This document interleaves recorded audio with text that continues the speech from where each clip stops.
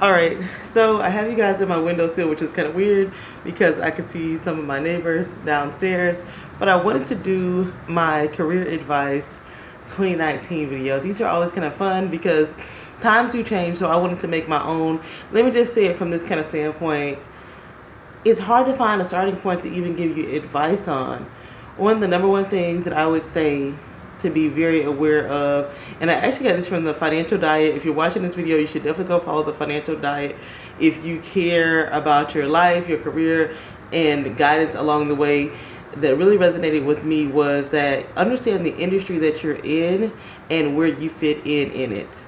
That is so important. Like, that encompasses everything, because my number one tip would even come before you even get the job is about all of this college tuition and student loans. If you don't know, that's one of like my things that really just burns my biscuit, is spending too much money on college. And you should really analyze it before you even think about getting into the workplace.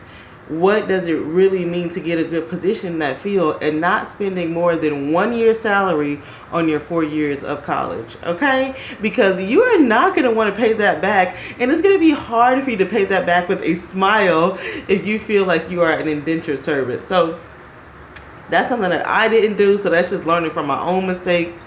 And that's tip number one. Tip number two really is that culture is unspoken. A lot of young people go into the workplace and they are always raising their hands for questions, and sometimes they have the answers to the questions. They're just doing it to be seen, or they're raising their hand for the answers because they think they know the answer. They don't give themselves time to feel the room, feel the atmosphere, feel the energy.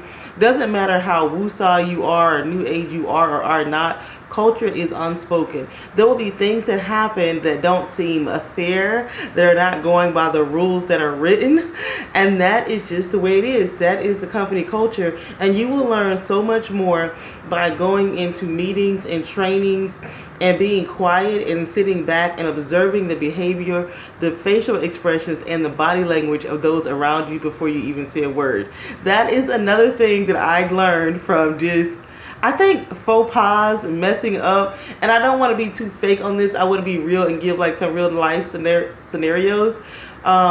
Me, myself, I'm not the kind of person that like raises their hand a lot, but I'm very like knowledgeable because I want to succeed. I don't want to be like fired or let go over something that I could prevent. So I always try to stay very, very knowledgeable. But one thing that really gets on my nerves and causes me to speak up is when things get on my nerves is when I don't agree with something or there seems to be a discrepancy. There will be many discrepancies in the system that you work in, whether that's in the company politics, like just like the relationships, how people treat each other, or in the processes themselves.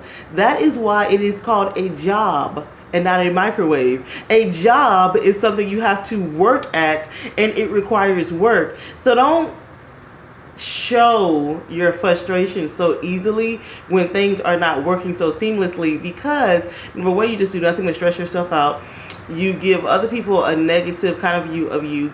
People will bring more negative things towards you, like, and then it will just seem like the world and the sky is like falling, rather than if you take it as it is because of these problems and these things that don't work easily is why I am able to collect this paycheck.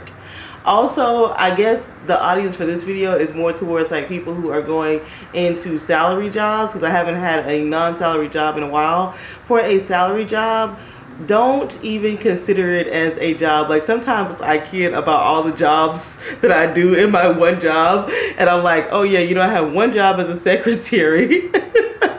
I answer emails, phones, I do faxes, send letters. I have another job as a customer service rep where I just answer random questions and find random facts. And then I have my base job, and then I also have a little bit of a leadership job where you always have to show up and put on a smiley face because you're a little bit higher up than the people that are coming in. And that is something that will separate a lot of people out. It really does create a class system if you will pay attention to it. The people that get paid more, whether they even are in your same scale or not, are not the people that are complaining or mentioning every little thing that they do or putting the brakes on what they're not going to do. That doesn't get you far. It is better for you to set your own boundaries. That's another tip that I have. Set your own boundaries and your own standards. Keep those to yourself. Work in the system that you're at. If you do have a problem with it that is going to be a deal breaker for you, find a way to navigate yourself out of that situation or bring it up in a tactful way to see if that warrants you more compensation or if it is truly a deal breaker, because you do find that in this current culture it's a nonstop. You've got so many different email addresses, text messages, telephones, text. I mean, people have all this access to you, so you do have to create your own boundaries, but do that in the most carefree, positive way. Not for other people so much, but also for your own mental health, because you can get into a place of just utter drudgery, hating to go to work or hating to wake up because you're so connected to this stuff and you have connected this negative energy towards it. And I remember when in my last job, this girl had put in her notice, and I couldn't believe that she put in her notice because she seemed so much happier than I seemed. And she's like, I'm not going to let people bring that out of me. I'm not going to let people bring negativity out of me because I have to live with that.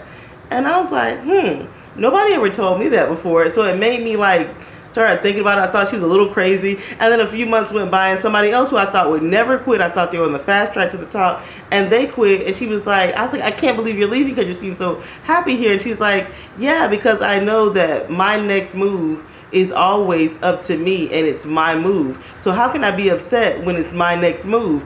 It is so important. I know it sounds whatever, but it's so important to keep that attitude, because what you will find, unfortunately, is that if you let yourself become deflated or you feel dumped on, it's hard to have energy to get out of that spot, because you're going to be so tired by just feeling beat up on and beating up on yourself that you're not going to have the energy to go out and do something different. So I will say that as an adult, I probably only had 4 or 5 jobs. I worked one banking job, and then I landed in another industry, and I'm not going to say what industry I am in because people are so shady these days. They'll it's just too much, too dicey. I don't really tell people what I do for a living, period, but I do have a corporate job. And I would say that the industry that I am in, it is a broad industry. So don't think just because you went to college for one thing, you need to stay in that one thing. But when you are choosing your industry, and it goes back to knowing the industry that you're in, think about where you fit into that. Are you more of a trainer / teacher person? A lot of people think that they're management material. A lot of people are not. You're just not. I'm sorry. It takes a lot to be a manager for a big company that is not your own, because you don't own that company. You don't know all the ins and outs of the rules. You don't know who's really pulling the strings most of the times unless you're close to the top. And how are you even going to get up there unless you do all of these things that you may not even think that you're capable or should ethically be doing in a lot of cases. So it's hard to be a manager. So don't just think, oh, it's manager or teaching and things like that. No, there are certain things like engineering. Engineering can take you in so many different career paths. You can be an engineer and work in human resources, legal department, training, development, expansion, just so many different facets of one industry. And it's important to know, okay, so maybe I know a lot of people who went to school to be nurses and are no longer nursing because they didn't like bedside nursing. I want to get into nursing, but I know I don't want to be a bedside nurse. I want to be more of a consultant to law firms, or have my own company that does consulting from an insurance side. I know that because I know how my past jobs have lined me up and the things that I can see that are gaps in the industry or that are lucrative in the industry. And that's really important, not to feel like, oh, I've either got to be a manager or take this one job that I have. You do and you should, and I'm telling myself this as well as you this, you do and you should look around on the company portal and see what kind of jobs are out there. Stay on Indeed, not even if you're looking for a job, but just know what kind of skills right now are really being in demand and hireable, and like really like we need people who have this particular skill set. Because even though the industry that I'm in is not like a sexy field, our vice president says it all the time. He's like, look, nobody goes to college to do this particular industry.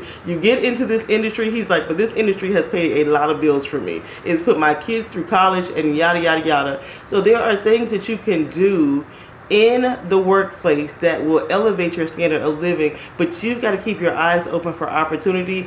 And the next piece of advice is one that I used to hate to hear all the time. It used to make me cringe when people like, well, you own your own career, your career is up to you. It used to make me cringe because I'm like, what in the hell does that mean? What are they talking about? And I just didn't get it. And I just like, I was spinning my wheels for so long. And what that really means is, number one, you do have to know yourself. You got to know yourself and your value and what your boundaries are. You got to know what's important to you and how to prioritize that, as well as being realistic with your own skill set and being able to negotiate those in a reasonable way. So many people get confused with the word worth. Oh, I'm worth this, versus how do you bring that value here? There's two separate energies that go with what I'm worth and what I can bring of value here. And a lot of job interviews now are asking, how can you bring value to us? So that's a question that you want to answer within yourself.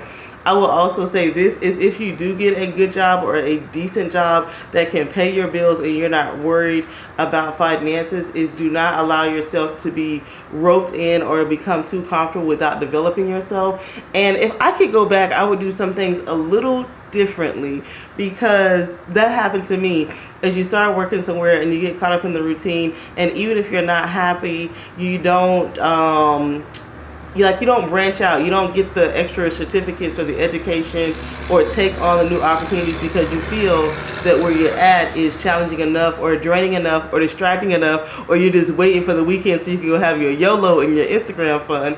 I know, been there, done that, trying not to do that anymore, but it's really important to take small steps to be developing yourself even as you are sitting in one role, because you would be surprised how people retire, find new positions, and your company around you changes if you just sit there. Or if a new opportunity comes up at another company that you're almost qualified for, had you just, as we call it, stretched your capabilities at your current location. So that's important too, is to like stretch yourself. Like don't just take a job, do something that has a skill set. I remember when my last company was making a lot of changes and things like that.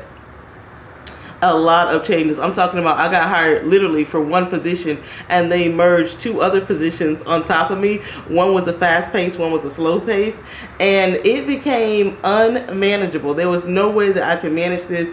And the lady who came from the position that was higher, that kind of got merged down because she kind of assumed these positions from the bottom, she said that she did not feel like that she was using her skill set anymore. And that was so interesting because that was the first time I had heard a person say their skill set. And there is a certain thing and a such thing as being overqualified. Now, if you consider yourself to be overqualified, you've got to be able to back that up with documentation and a past reputation that is undeniable. Like, I'm not a personality person. God did not give me that gift. And I will tell you that in a job interview. I am not a personality person. What I am, though, is I am a fair, empathetic, dedicated, compassionate person.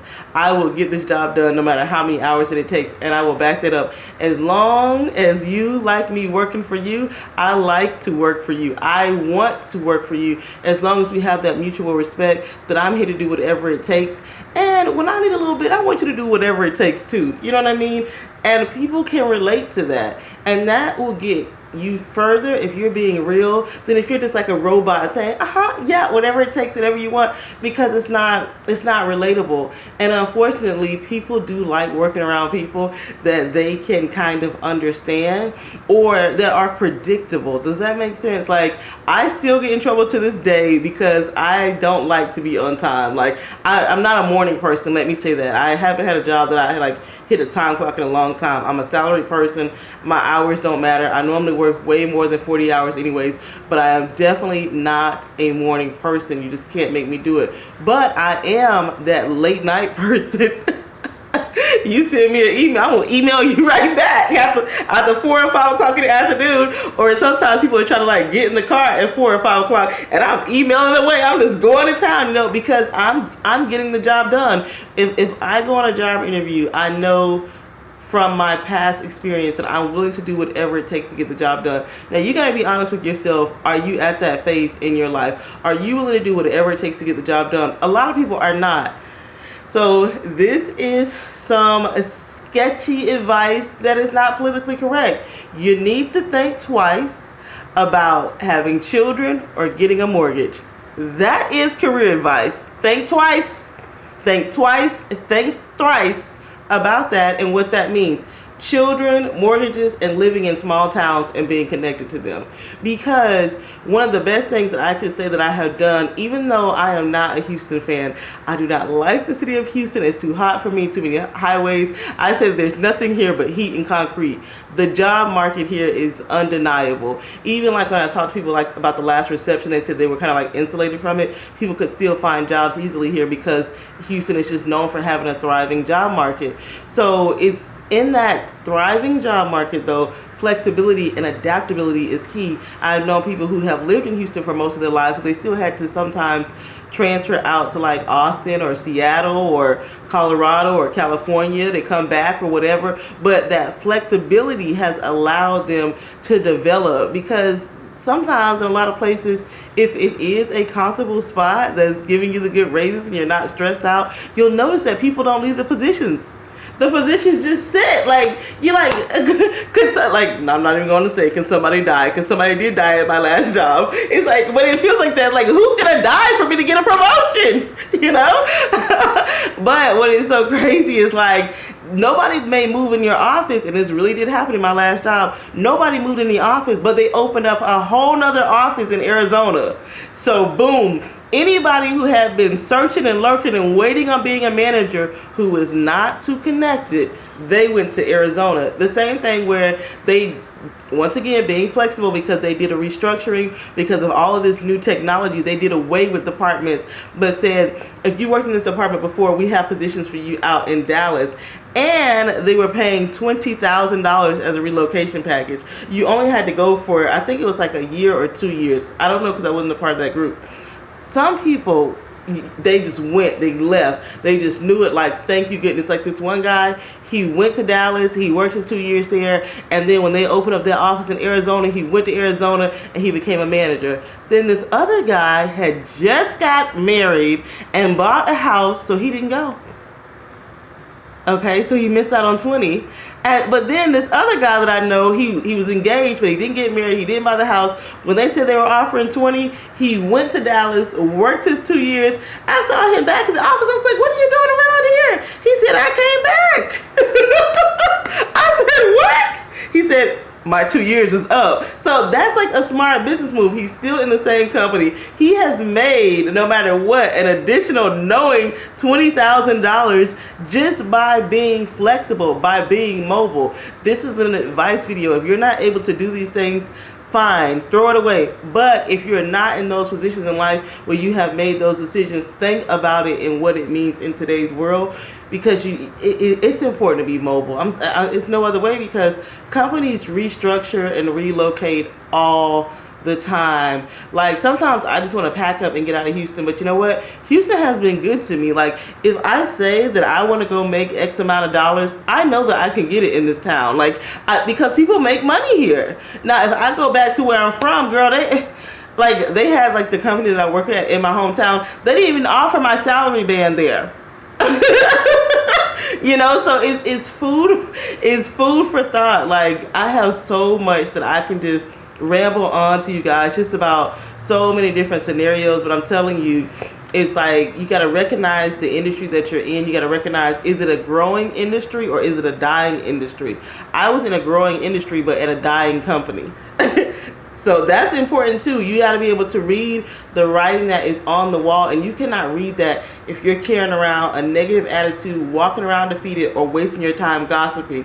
That's a silly little lesson, not to gossip and talk about people, and the gossip will be so juicy. Today, I heard such good juicy gossip. Like, But you know what's so crazy and what I like about myself is I thrive and I survive, and I really am proud. I'm not that proud of many things about myself, but I am proud of the fact that I do not repeat things. Not within the office. I may tell you guys in a roundabout way, but not within the office. I just don't, because you may think that you're having a personal conversation with somebody and they will hold your opinions against you. Like, it could be anything. You may think that you're talking to a good friend, but if you guys disagree on politics one day, they'll be like, don't trust her because she believes in such and such and such and such. Or what happens when something bad happens to you in your life and you showed no mercy, and then when mercy's time to come back on you, people are like, oh, well, she's not that nice anyways. She doesn't need a promotion. That will come back, to you as well. Or they don't show the character or the maturity, or somebody else just seemed a little bit more stable, those type of things. So that's just like an easy thing. It's like, and I mean, this is like the bottom of the trashy barrel. And I hate that I even have to say it. Stop sleeping with people at work. Just stop it. Do not do it. Do not sleep. Do not sleep. Do not flirt. Do not butt slap. Don't sleep with anybody at work. Why? Like, why? Out of all the people in the world, do you need your reputation tarnished because you felt something in the coffee that day? Like something was hot that day.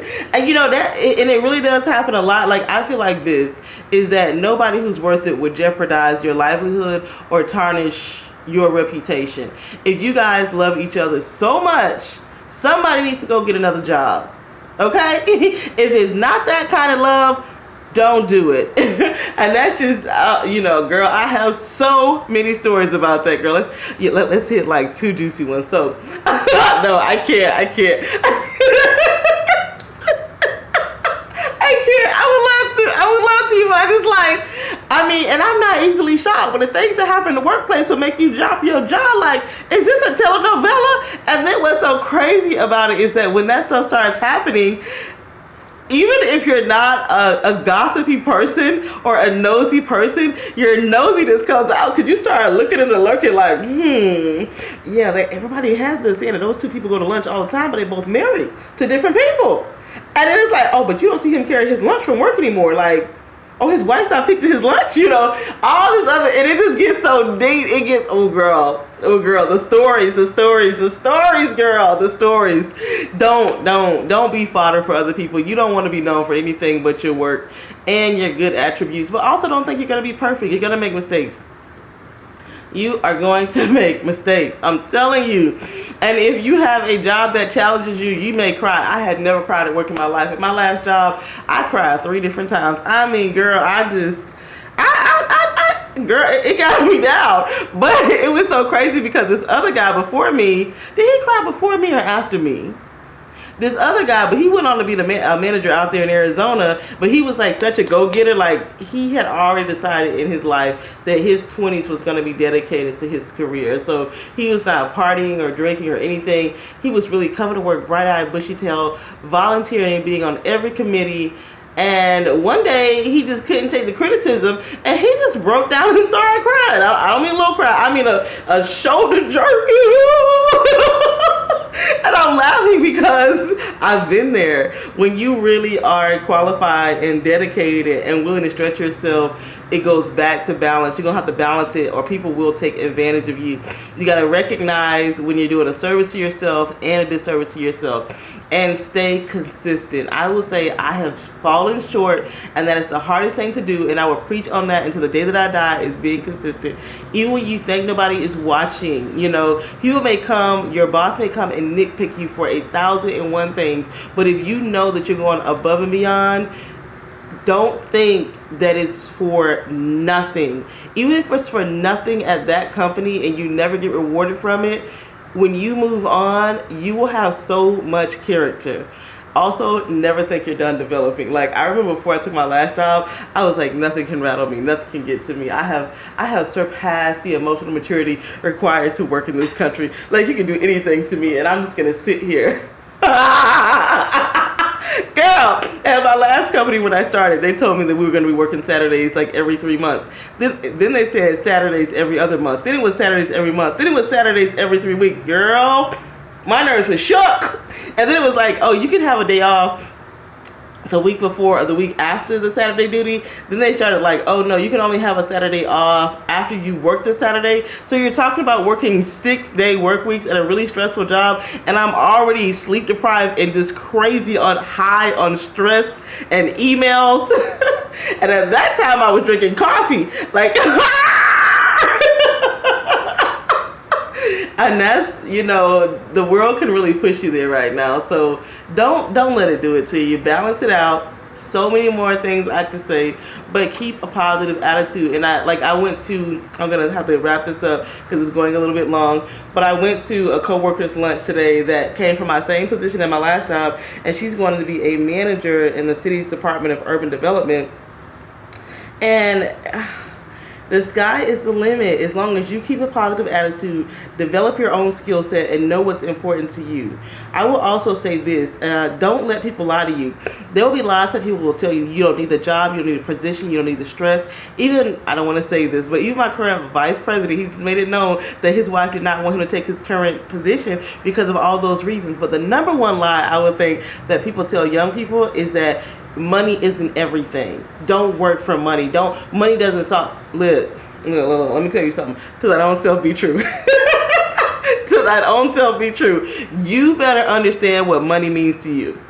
If you are fine not having everything you want or working hard and still needing, that's up to you. But I'm not fine with that. I'm fine with working hard, but I'm not fine with wanting or needing. I want my hard work to pay off, and you need to know before you take an offer about what it's going to take for you to live your lifestyle, and get some insight from people around you, because the worst thing to do is to walk into a job, and I've done it more than once. I feel like I do it every time, but I'm not going to do it again.